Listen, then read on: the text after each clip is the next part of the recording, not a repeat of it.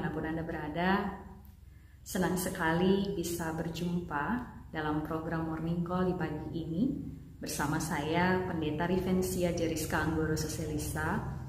Dan saat ini saya mau mengajak Bapak Ibu Saudara sahabat GPIB untuk merenungkan firman Tuhan sebelum kita menjalani seluruh aktivitas kita di hari ini. Tapi sebelumnya, mari kita berdoa.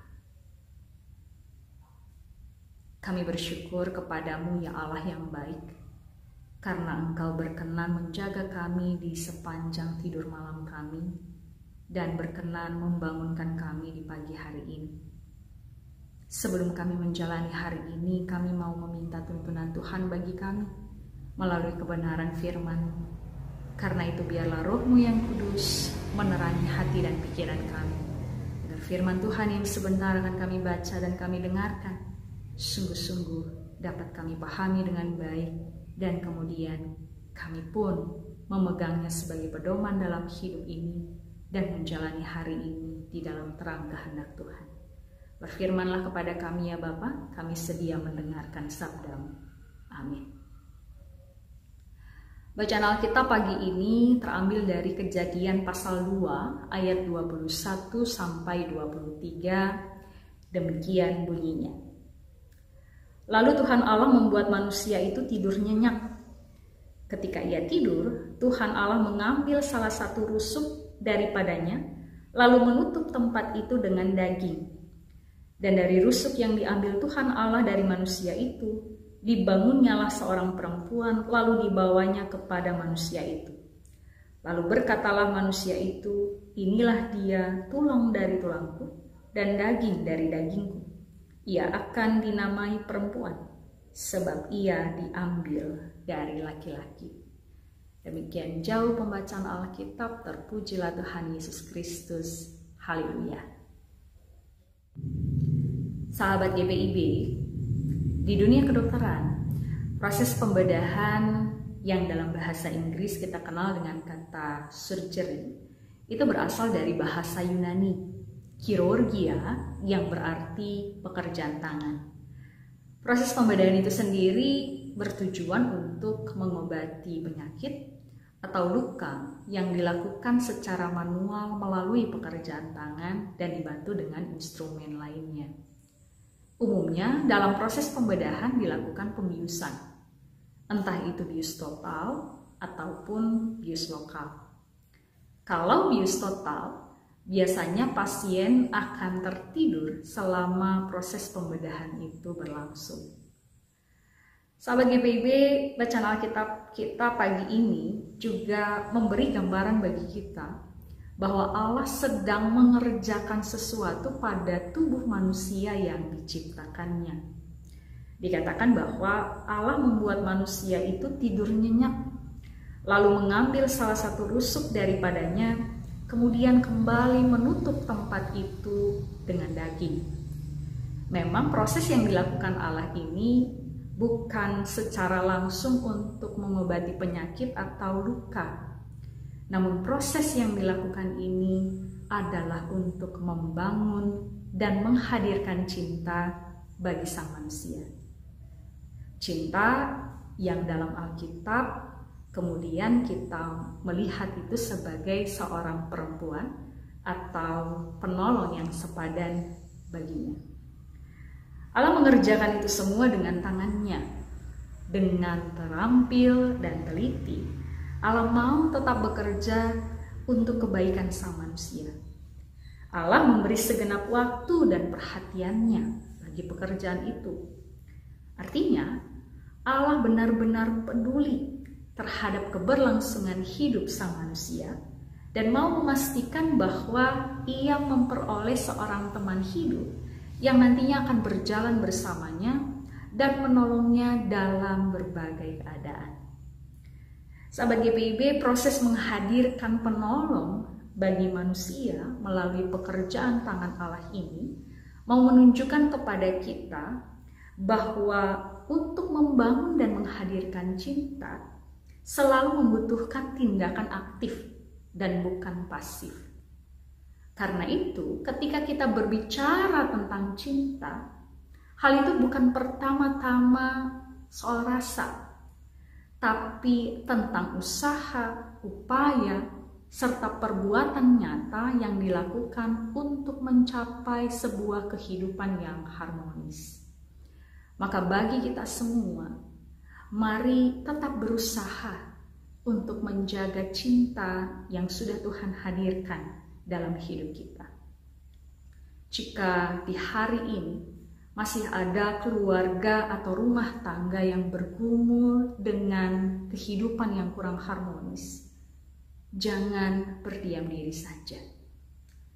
Cinta tidak akan bertumbuh dengan sendirinya jika kita terus bersikap pasif. Cinta di dalam rumah tangga akan pulih jika kita mau memberikan waktu, perhatian kita, pikiran kita, dan tenaga kita untuk duduk dan membicarakan serta menyelesaikan masalah yang ada di dalam rumah tangga itu secara bersama-sama. Dan tentu kita yakin bahwa kalau kita melakukannya dengan sungguh-sungguh, dengan berdoa, Tuhan pasti akan menolong kita untuk menyelesaikannya dengan baik.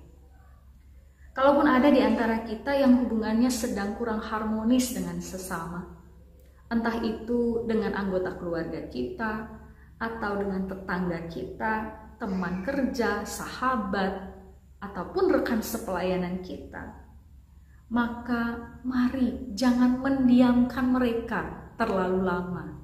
Apalagi kalau kita melakukan itu dengan sengaja. Jangan menunda-nunda untuk meminta maaf ataupun memberi maaf. Karena jika tidak ada upaya untuk memperbaiki hubungan itu secepatnya, bisa saja hubungan yang kurang harmonis itu kemudian berubah menjadi rusak dan makin sulit untuk diperbaiki.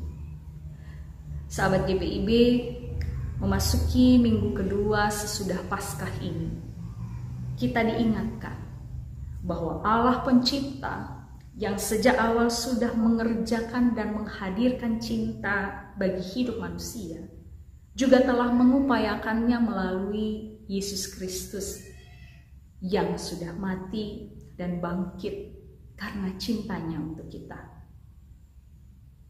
Betapapun rusaknya hubungan kita dengan Allah karena kesalahan kita, Allah selalu mau berdamai dengan kita.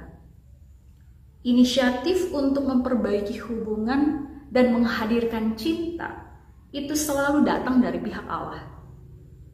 Sebab Allah tahu manusia tidak akan mampu bertahan hidup tanpa cinta. Maka jangan pernah biarkan cinta itu pergi, apalagi mati dalam hidup kita. Selamat mengupayakan cinta dalam hidup kita masing-masing. Selamat membangun cinta. Tuhan pasti menolong dan Tuhan selalu memberkati. Amin. Mari kita berdoa. Kami bersyukur kepadamu ya Tuhan untuk sapaan firman Tuhan di pagi hari ini, yang kembali mengingatkan kami bahwa Allah Pencipta adalah Allah yang sejak awal bekerja dan mengerjakan cinta dalam kehidupan seluruh ciptaan termasuk kami manusia. Maka Tuhan, biarlah di sepanjang kehidupan kami, Tuhan juga menolong kami untuk senantiasa mengerjakan cinta itu dengan sebaik-baiknya, agar kehidupan kami sungguh-sungguh dapat memuliakan nama Tuhan.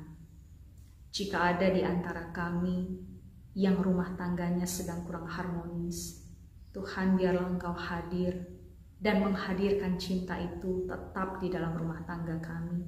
Ingatkan kami untuk terus mengerjakan cinta itu walaupun harus jatuh bangun, walaupun harus tertatih-tatih. Tapi kami percaya Tuhan pasti akan selalu menolong kami. Kami juga berdoa ya Tuhan, bagi setiap kami dalam hubungan-hubungan yang mungkin kurang harmonis dengan sesama kami. Tuhan bantu kami untuk dengan rendah hati dapat meminta maaf dan juga memberi maaf. Kami juga berdoa ya Tuhan, secara khusus ketika kami mengingat ada Ada saudara-saudara kami yang beragama Islam boleh merayakan Idul Fitri. Tuhan tolong kami semua sebagai umat beragama tanpa memandang agama apapun. Tuhan menolong kami agar kami dapat hidup rukun satu dengan yang lain dan terus mengupayakan cinta hadir di tengah-tengah kami agar kami hidup di dalam kerukunan dan kedamaian. Terima kasih ya Tuhan, kami menyerahkan seluruh aktivitas kami di sepanjang hari ini. Biarlah dengan cinta Tuhan kami dapat menjalaninya dengan baik. Ini doa kami kepadamu di dalam nama Tuhan Yesus kami berdoa. Amin. Demikian morning call kita di pagi hari ini. Selamat beraktivitas. Tuhan memberkati.